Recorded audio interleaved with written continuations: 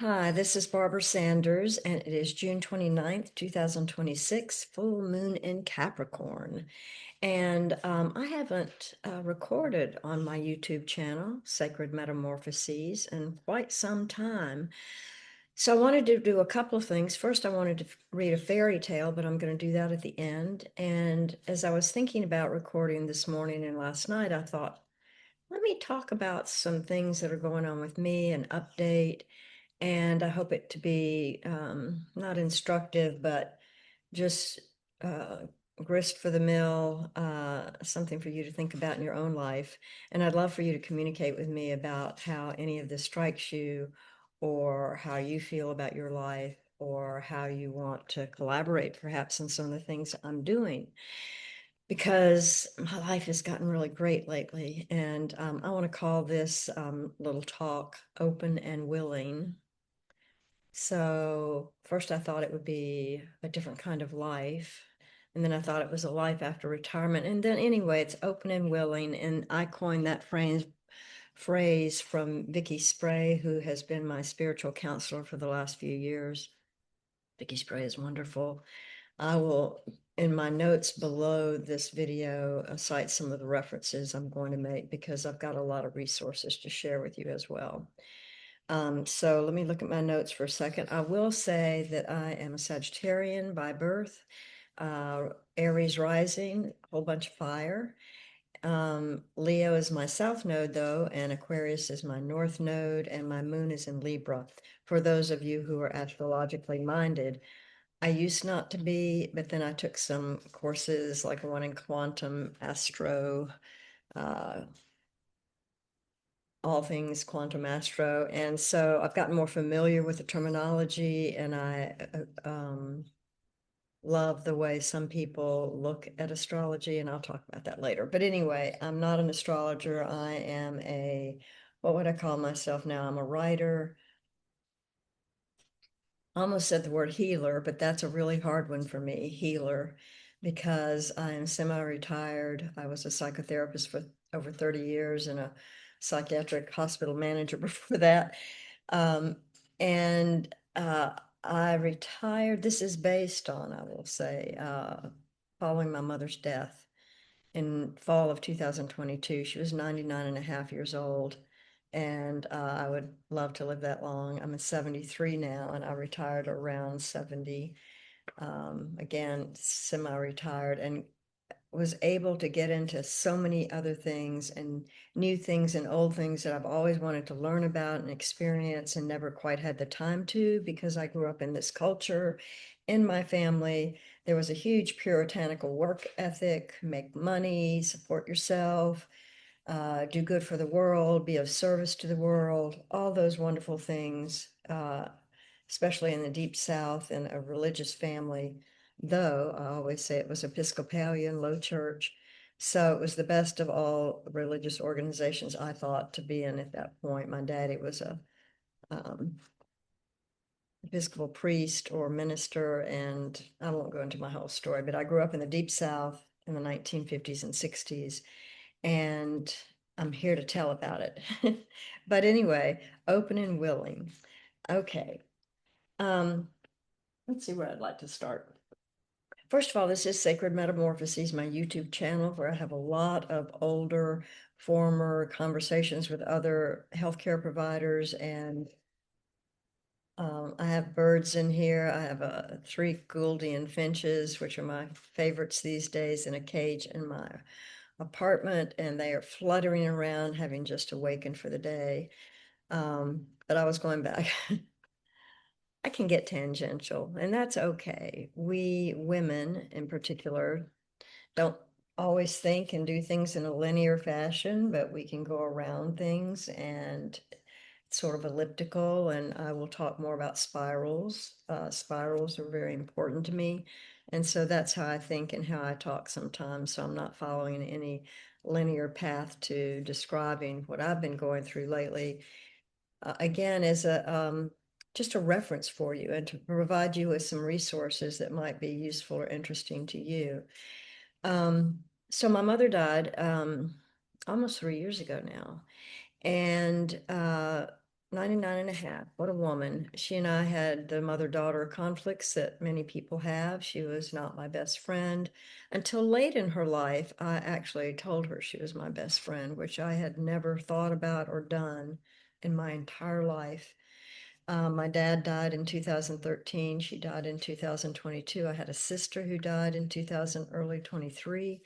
So I went through a lot of loss. And what I did with that loss initially was go down to Florida for several months a year for the 2 or 3 years. Um, we always grew up as a family going to the beach, and I started going to St. George Island retreats with Tammy Roth at Mother Ocean retreats sometime right as the pandemic was ending, and fell in love with the forgotten coast of Florida. And so we began going down to Florida, separating ourselves from community. We've lived in Nashville, Tennessee for over 50 years, my husband and I and our adult son. And I needed to separate myself from my regular community and retire mostly and learn how to be with myself with more silence and quiet and stillness and lack of community, so that I didn't do my normal extroverted thing, which is I love being with people sometimes. I engage and I love to engage with people and love to get to know people. And as I've gotten older, I've realized that a lot of my extroversion, if you want to call it that, and my enjoyment and my career based on engaging with people, I'll say it, this is not quite true, but I'll call it now a false self. It's the personality, the Leo South Node that I grew into to learn to survive, like we all learn to develop our personalities and adaptations around how we survive. I was the third of three children, so I learned to be the mascot, the performer, and and it served me well. Let me just say that it served me well for so many years, and I've loved engaging with people. Something about after my mother died, I needed to just go inward and be with the divine and be quiet and still and see who I was now that my mother and my father had died and my sister had died. It was a really beautiful and wonderful experience of slowing down, which I'd never done in my life, and I'm still trying to learn to practice slowing down, listening, feeling what I feel instead of distracting myself with busyness and things to do and commitments and engaging. And wow, I've learned a lot. After doing some women's retreats down at St. George Island, I did start this relationship with Vicki Spray, who's down in Florida and is a wonderful spiritual mentor and teacher. I will give you her information if you're interested in talking with her. She helped me look at some core issues that I had never, in all my therapy practices of my own and the alternative therapies that I practice and enjoy myself as a participant, she helped me get down to some core issues that I had never really known about in terms of the cognition about them and how they fueled me, being a pleasing person, how that was a way of my being able to engage with the world and hopefully get the love that I so wanted and needed. And it worked a lot. It worked often. My busyness helped me manage my feelings from a somewhat anxious family and created and had my own anxiety. So I learned so many ways to manage that, and they were all helpful and useful, and I appreciate having had the life I did. And this is about being open and willing to change. And I remember Vicki asking me, "Are you open and willing?" And I was like, "Yes," not knowing what that meant. I've also, though, I want to say some other things about what I've done over the last few years and since COVID, actually, I began participating in online classes, mostly with Tammy Roth, some with Jenna Longmire, who's here in Nashville. Tammy was in Nashville and moved down to Florida and is now in Georgia. And Tammy taught me a lot about family constellations and our lineage and ancestry, and how we can not only find ways to heal ourselves, but also our traumas from past lives, traumas from our ancestors, um, people will call this woo thinking, but I think it's really just a beautiful description of how we live in the world. We didn't come here, as first beings. We were not Adam and Eve, whatever you believe about religion. We came here with a whole ancestral line, and all sorts of things happened in that ancestral line. And we, as human beings, learned to do the best we could do in our cultures. And my culture happened to be in the deep south of the United States, where I learned so well how to work hard and please others and uh, put myself sort of last, though I was getting my needs met because I was codependent, a term that's hard to describe. But by pleasing people, it helped feed me. What I've learned in the last several years, especially since COVID, which was also actually a wonderful time for me before my mother died, because it helped me slow down. It helped me not do all the community things I would be used to doing and being busy. But I was able to start that process of going more inward and being quieter and realizing I am a lot of who I've been all these years, and I'm a lot more than who I've been all these years, or how I acted all these years, I will say.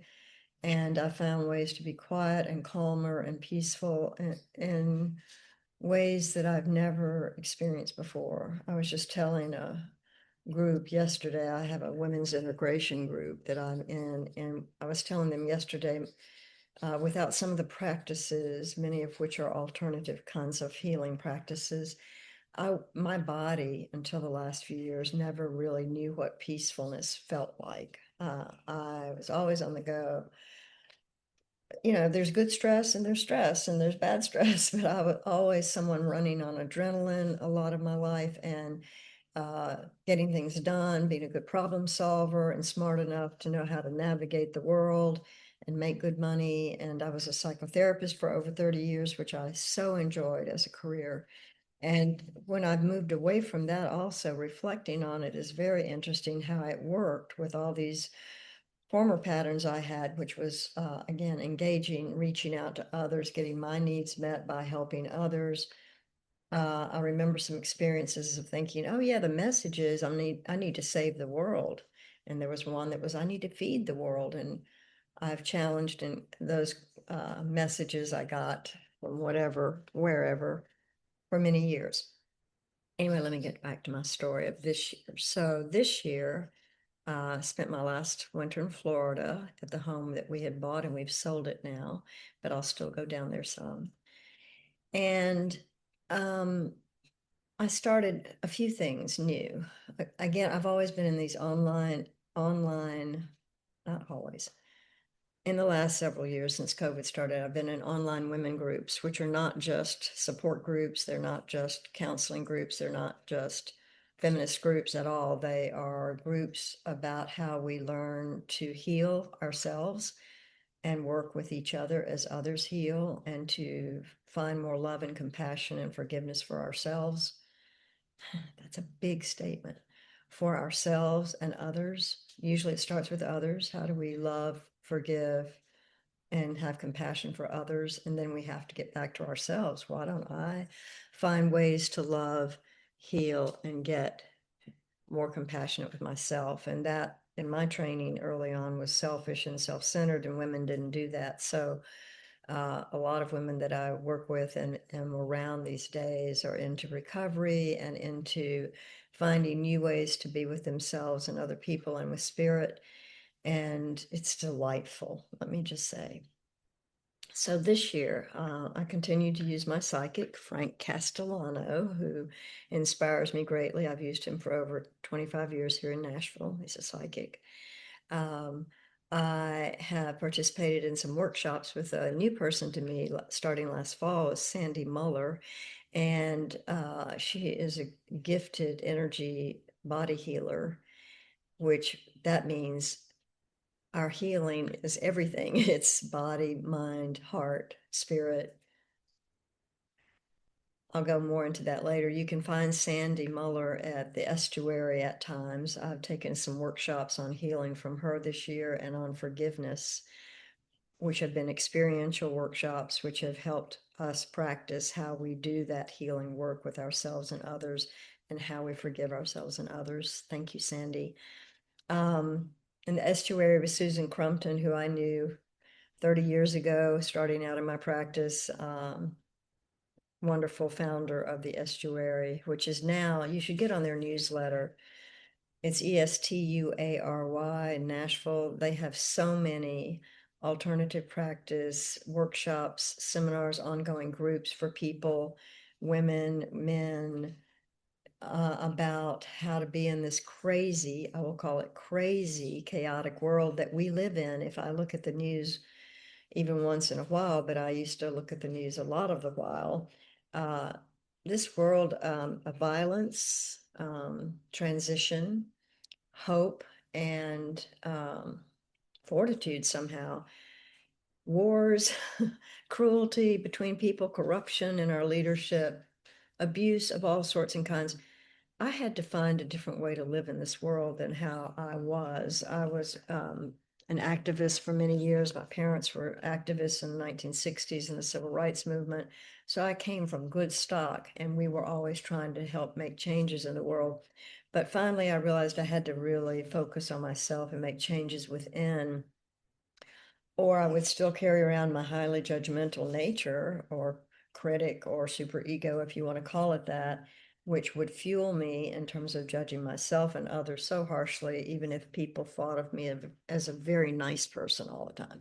Nice person, a little enthusiastic, too much sometimes, outspoken sometimes, um, always outgoing and I'm just an enthusiastic person, and that was kind of quashed in my family of origin, like, shh, shh, don't be too loud, don't be too animated. It wasn't even don't be too sad or depressed or grievous. It was don't be too animated. And I grew up shushing myself. Anyway, there's a lot more there I won't go into right now, but I also developed my own family of hearing, calm down, calm down. So I found finally in the last 10, 20 years that my anxiety and my exuberance about life and under stress, I might get more busy, was uncomfortable for my family. It would make them uh, just uncomfortable. So it was not a pleasant experience for them, though I was like, why isn't anyone joining me in this animation? And they would be like, a little too much, mom, or wife, whatever. But we are still a family and we are loving each other even more and more each day. And I will say that. So back to the spring, I joined a group that I've been in groups before with Tammy Roth and Emily Trinkus. That's Trinkahaus. She's out in Colorado. She is a good astrologer, great astrologer. Tammy has gone from being in her life, I won't speak for her, but I'll say something. She started out in corporate life, great success in corporate life, and then became a healer of sorts, family constellations facilitator, all sorts of things, and then a quantum astrologist, which she then combined with family constellations. So her workshops are fabulous in that they bring in not only some astrology, but also, again, that being able to to drop into quantum space, the quantum field, which is inside us, all around us. We are accessible to it. It is available to us if we learn how to stop, be still, and breathe and drop in to that space. And we can learn so much more that way than all the books and knowledge that we've learned.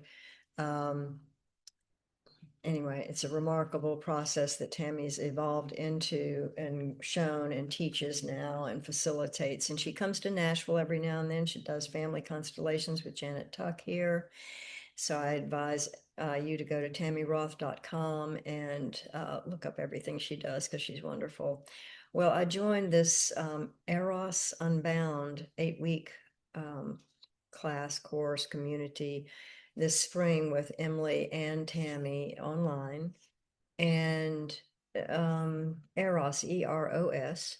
And they're doing another one in mid-July, starting mid-July for 6 months. But this was the first sort of pioneer community of doing an 8-week thing.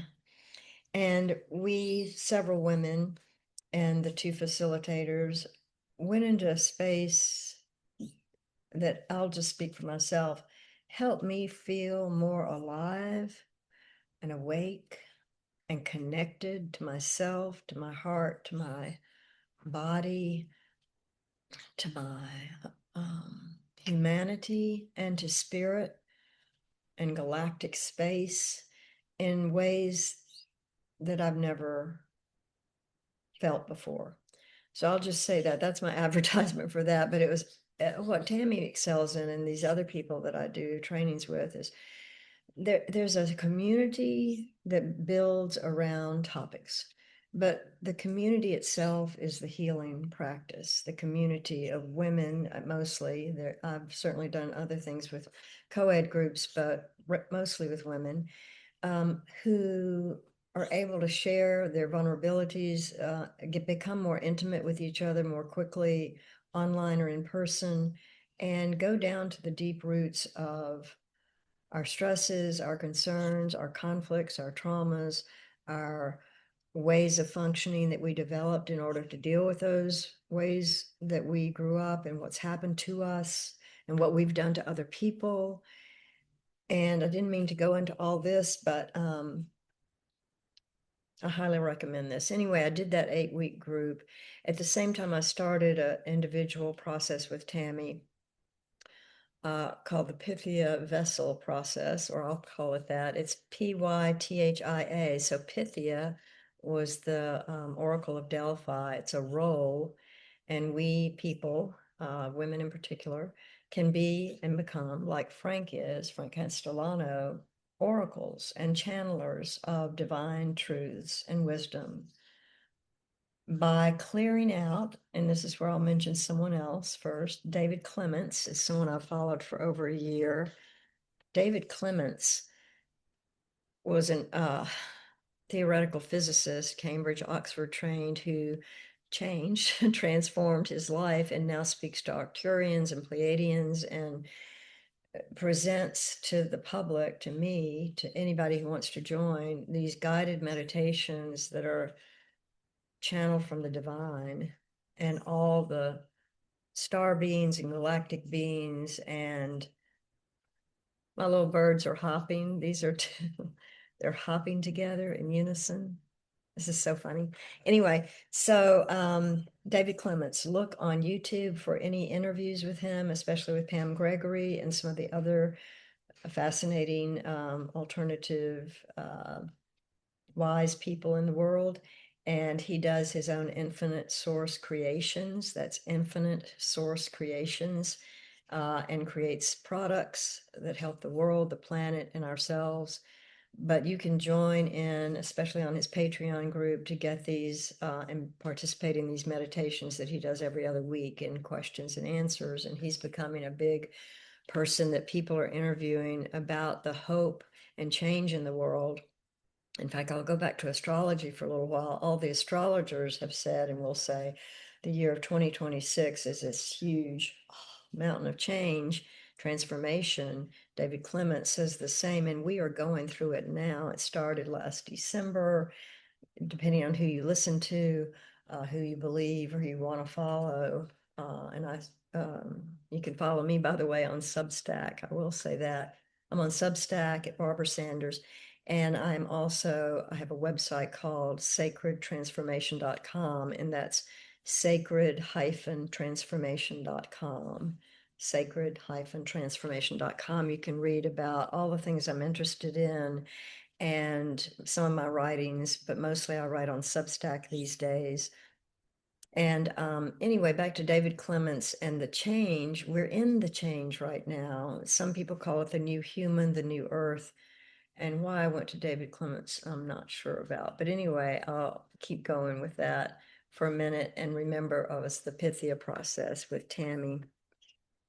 She and Emily are now going to combine this Pythia process, or you call her Pythia, Pythia, with their Eros Unbound starting in July. And you might want to look that up and see if you want to participate in that. I'm also going to a dream retreat with Tammy in the Blue Ridge Mountains in July. And one more thing I'll say about my resources. I also have been participating in 3 women's groups that I formed in the last couple of years. One is called Sacred Revolution Circle, and that's a group of women who meet monthly, who we collaborate. I used to be a leader in a lot of things, and now I'm more into collaboration. And so people in that group share their gifts and skills and offerings, and we have these experiential things we do once a month and then share amongst ourselves. And it's the most beautiful, intimate process. I did a thing last Saturday afternoon on energy healing, which is the way I'm headed and going and feel the most juice from and the most energy about is energy healing these days. Sandy Muller is one of those people, Frank Castellano, Tammy Roth. And the other 2 groups I'm in, this Women's Integration Circle I mentioned from yesterday, and also a goddess group. I named it a goddess group, but a small group of a few women who get together once a month. All of these are once a month groups. And when people talk about retiring and wondering what they're going to do when they retire, Sagittarians love to learn. So I've been learning a lot knowledge-wise, but I've also been doing a lot of experiential work that I have always enjoyed, a little nervous about and scared about in the past, but enjoy more and more throughout life. And it feeds me, it nurtures me. And I would suggest to you to find whatever it is that nurtures you. For me, walking my dog several times a day, being out in nature, being out in the sun, in the world, the trees, the plants, water, all the elements, fire.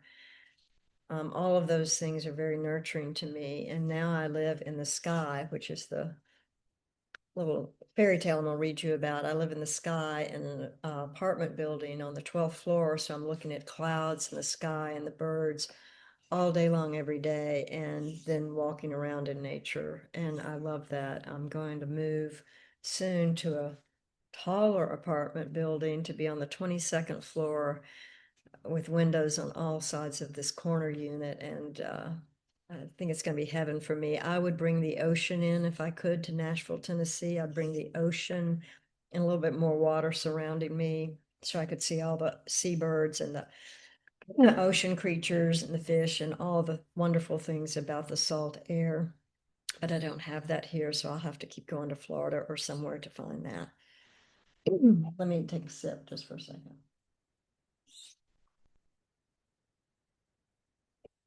Let me look at my notes and see if I want to say anything more. Oh, I guess the important thing for me is feeling more alive, just feeling more alive. I mean, I have health issues sometimes, like everybody, and as we age, things come up that are just spicy and new and like, why? And it's because you're older. So if we can keep our bodies healthy enough, and part of that is through our experiential and divine work with our energies, then we've got a better chance at feeling more alive. I feel like I've awakened more to all these energies, multidimensional energies. Some people talk about the world we live in. This reality is a 3-dimensional reality, and that if we can get into the higher dimensions, 5th through 12th, and be there, which David Clements is so good at helping me be there in these other dimensions just through a sober meditation, I will say. They're sober meditations, not using any assisted medicines or anything like that. We can go into these other spaces and times and presences and beings and find our spirit guides and find our angels, if you want to call them that, or find the galactic resources that are out there and available to us also. David talks a lot about the advanced races, both above us in the cosmos and in Middle Earth. He talks about advanced races there. It's really amazing philosophy and theology, and I love listening to him and feeling the hope and the energy about how we can transform ourselves back to this crazy world, 3D. We can transform ourselves, and only, I think, maybe by transforming ourselves within, can we help transform the world? And I'm a part of lots of communities of like-minded, like-hearted people who believe that that really is where we start. We work with ourselves, on ourselves with a divine help, that we have spiritual resources with other humanity, people who can help us, all the resources we have available to us, and our own commitment to, and this one was hard for me and still is, our own commitment to being still, being quiet, meditating, listening, feeling, visualizing, being creative and imaginative, and letting ourselves see what's all around us, or feel or hear what's all around us all the time. If we can tap into it, again, through that quantum field breathing process. David Clements calls it rhythmic breathing.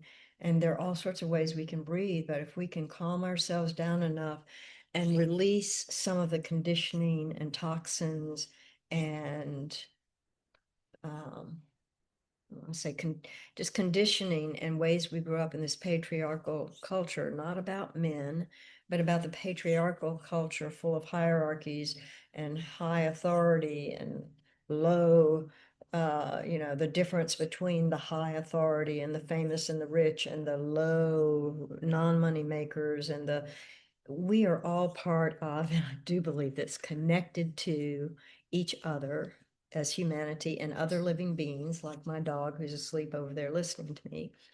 All the trees, plants, rocks, oceans, springs, air, storms, natural disasters like wildfires and hurricanes, we are all connected as humans with each other and with those natural Mother Earth and atmospheric and galactic happenings. And if we can be connected within ourselves safely first, and then with all of that, life is just a myriad of delightful experiences. Even when bad things happen, we can find ways to not just find silver linings in bad things that happen or seemingly bad things, but sometimes when tragic things happen or traumas happen, it stops us. Sometimes we grieve, we get despairing, we go through all the human emotions that are always going to be there, a whole range. And then we sometimes see the opening, the emptiness and the opening that that has created, some void in our lives that allow us to plunge deeper into the juices, into the minerals and vitamins of Mother Earth and galactic space. Wow, I've gone out there. So let me just say one more thing about what I'm doing these days is I'm starting a new group called the Spiral of Light. And it's going to happen. I'm going to have the first meeting of people interested in being on a council of the Spiral of Light, July 18th. And if you want to know more about that, just get in touch with me. And what that is I'm feeling moved to create with others, collaborate again with others to just design and implement some sort of ceremonial celebratory space. And I don't know what that would look like yet. I don't know how it will be, where it will be. I imagine, though, bringing together all the things that I love, which is music, storytelling, poetry, meditation, healing practices, energy practices, writing, journaling, chanting, movement, dance. And I will do another shout out to Art and Soul, the Art and Soul community, ART and Soul community here in Nashville. You can Google also. Started me out in this experiential way of becoming knowledgeable about our own creativity. And Aranima Orr, who started and founded that program in Nashville, who is still around and has created, like the Estuary, this huge organization, which is not just huge, but a community of classes and inspiring workshops and ongoing programs to help all of us become more inspired, to be in touch with ourselves and our souls, and to create, like I did, paintings like this. There's some others that heron over there is from Florida. I mean, anyway, artistic work, singing, spirit singing, toning, art and soul. Okay. So my spiral of light thing will be coming up, and I'll have some people to help me design and implement some sort of ceremonial sacred space for people to come of all sorts who want to share. And what I'm thinking about too is I'm hoping we're going to build, develop, and align with energetic vortexes, an energetic vortex of community and enlightenment and joy and hope and peace and love and compassion.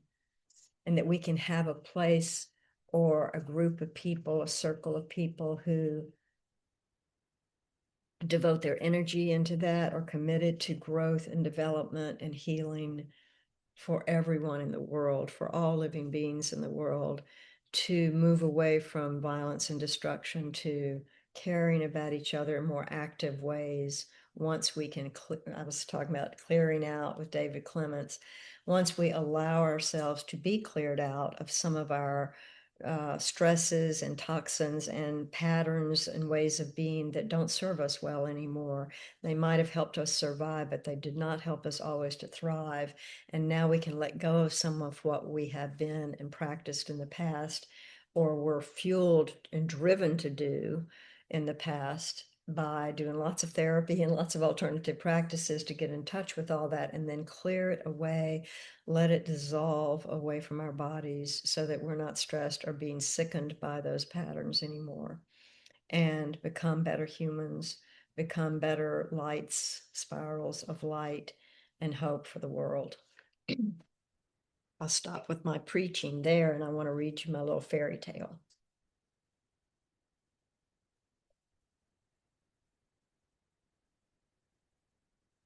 I just looked to make sure I'm recording this. I am. Okay. I'm sure I'll say more later, but let me get to my fairy tale. So it takes a few minutes to read this, but just join in with me if you'd like, or you can stop at this point, whatever you'd like to do, and come back and visit, because I'd love to hear from you, and I'd love to hear from you about what all this means to you, and to collaborate with you if you want to collaborate with me.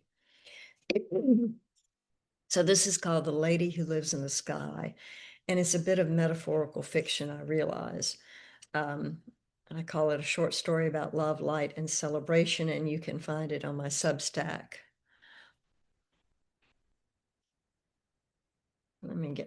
I'm also someone who gets a little choked up and need liquids every now and then.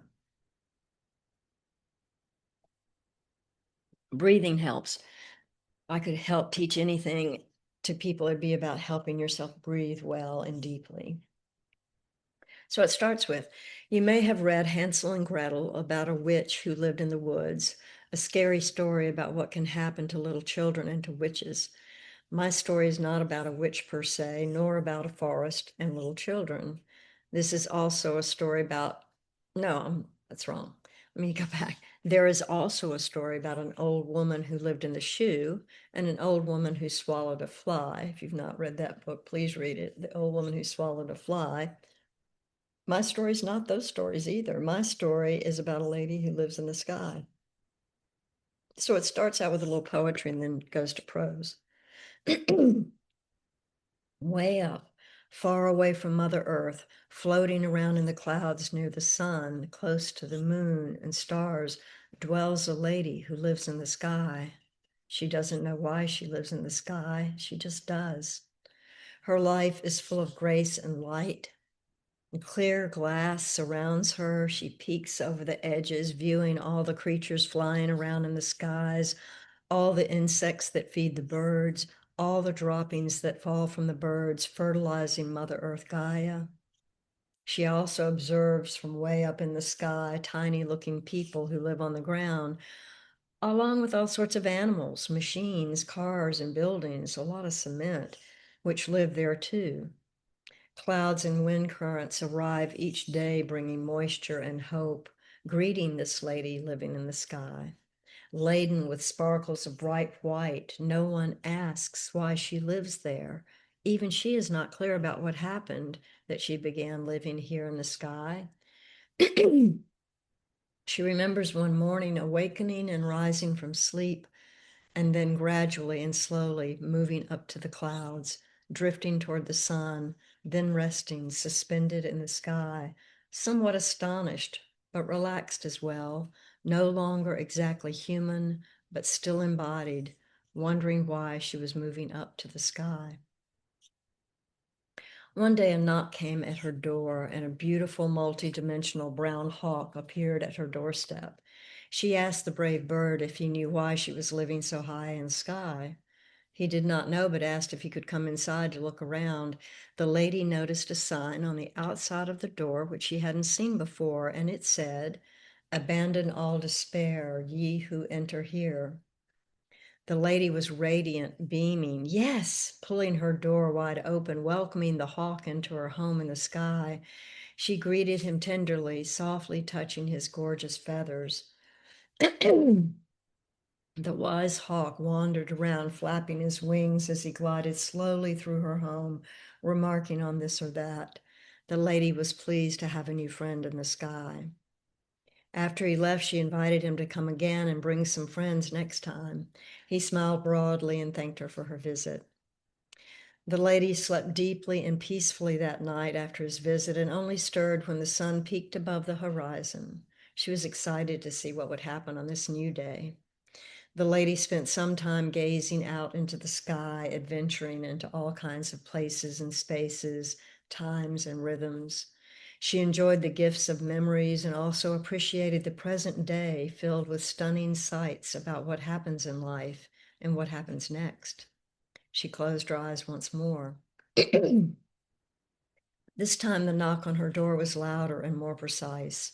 Oh, who could it be, she wondered, opening the door and looking into the eyes of both Pegasus and a small magenta unicorn with a horn huddled beside the grand white winged horse whom she remembered from her past.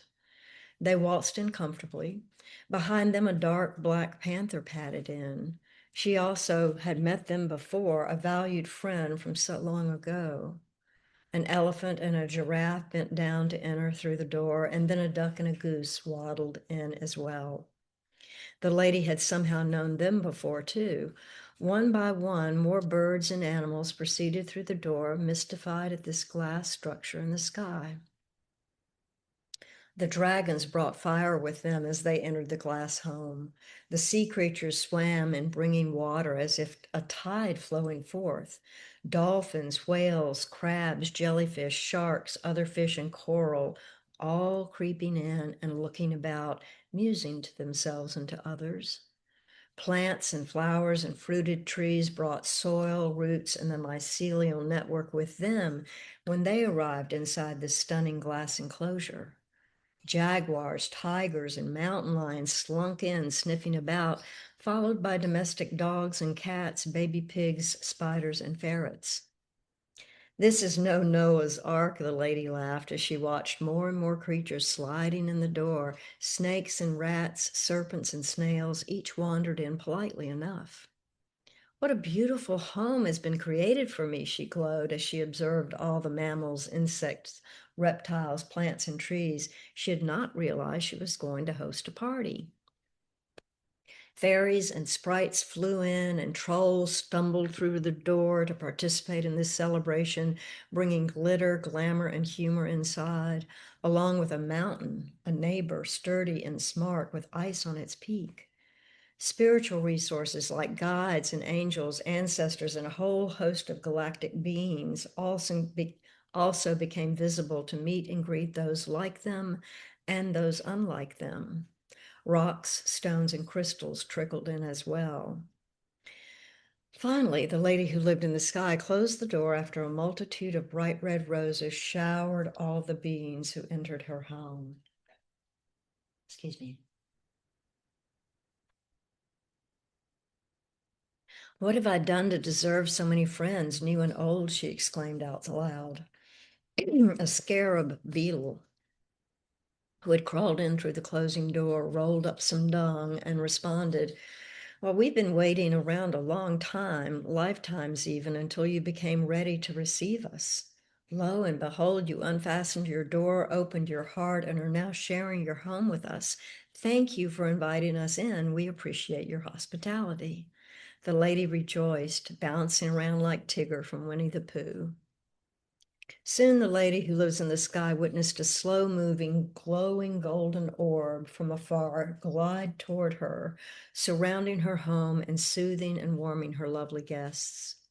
The orb penetrated the glass with a golden cord which traveled through the glass gently, moving toward the lady.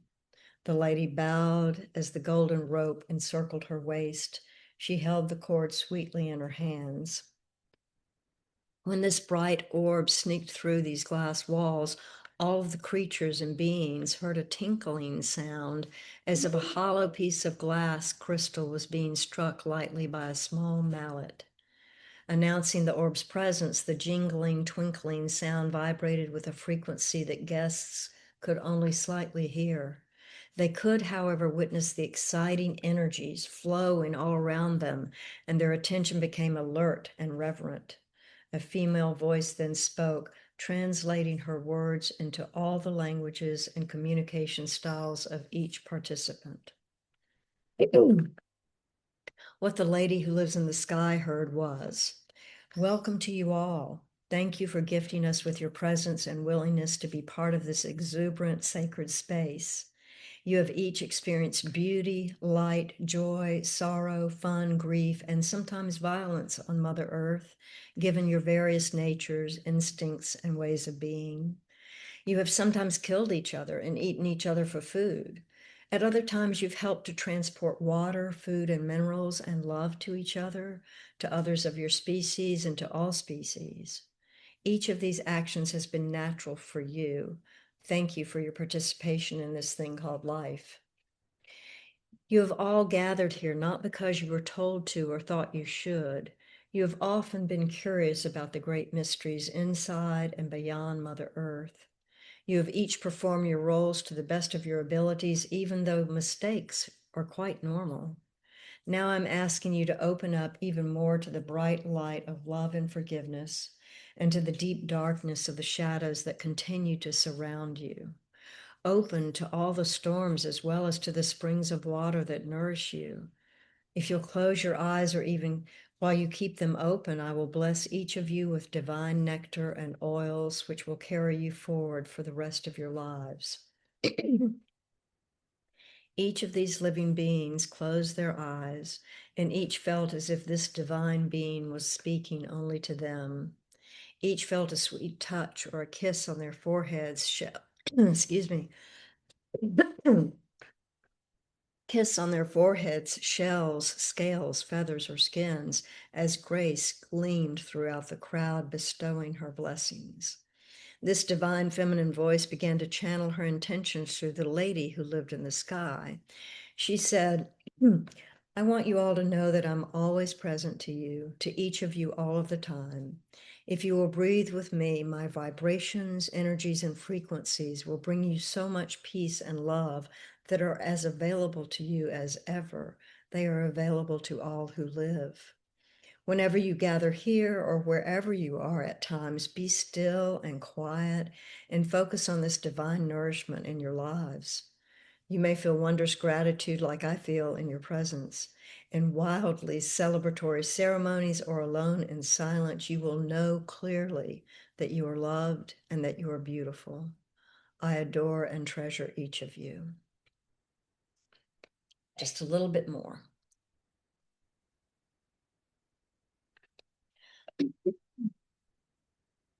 Then the lady who lives in the sky spoke in her own voice with her own words and said, My home is open to you and to your friends and families. It is even open to your enemies and to those you do not understand. Please come by when you want to, and we can all offer our hopes and dreams, prayers and blessings to each other while we connect together in community and while we connect with these blessed divine mysteries. Now it's time to close this sacred celebration. Thank you all for coming. And the lady looked around. All of the beings who had come in through the door filed out with ease and love. They went back to where they came from, some by water, some spewing fire, and some sliding in dirt. The lady knew that she would see them again soon. She smiled and laughed a little, and when she finally closed the door, she laid down to rest. She dreamt of ice cream and chocolate, swimming and dancing. So every now and then when you look up at the sky, if you squint your eyes gently, you can see out of your eyes' peripheral vision a floating glass house shifting about in the sky, moving from here to there, often colorful, like a prism reflecting all of the lights from our world and from the galaxies and cosmos. On some days, the structure is so clear you can't even see it. On other days, it may appear to be dark and may be roaming around the world or out in the cosmos, visiting other galaxies, planets, suns, and moons. And if you open your heart really wildly and widely or wildly, and breathe really deeply, maybe one day you too can visit the lady who lives in the sky and join with this community of every sort of energetic living being you have ever heard about, read about, or seen yourself, and then some. Do be careful when you talk about knowing this lady living in the sky, because other human beings may view you as crazy or accuse you of just being plain old weird, like those who see aliens in the air. And that's okay. You can smile to yourself and know that you've experienced a special type of light and love that you will continue to shine upon others, whether they know it or not. You also know that these others may not accept this brightness because they must be open and ready to receive it, for them to know it too. And that is not up to you to help them do so, each in their own time. Now you know the truth of the lady who lives in the sky, and you can join her on her adventures at any point in time. She will greet you with amazement and joy. And that's the close of that writing. And I realize as I read it and as I wrote it, how filled up with delight I am about that and how metaphorical it is, because I do feel like my life is full of so many energies and beings and life and joy and grief and loss and danger and disaster and all those things that we live with day to day, and that we can become more true to ourselves. We can become more wise and share that wisdom and the love we feel with others, and that's how we change the world. Thank you for listening. I appreciate it, and I will talk with you soon. Look for another poem soon on my YouTube channel here. It's called Lady Mystifica. Yeah, I made up that word, Lady Mystifica, and it's a lovely little poem. Bye. Blessings to you all.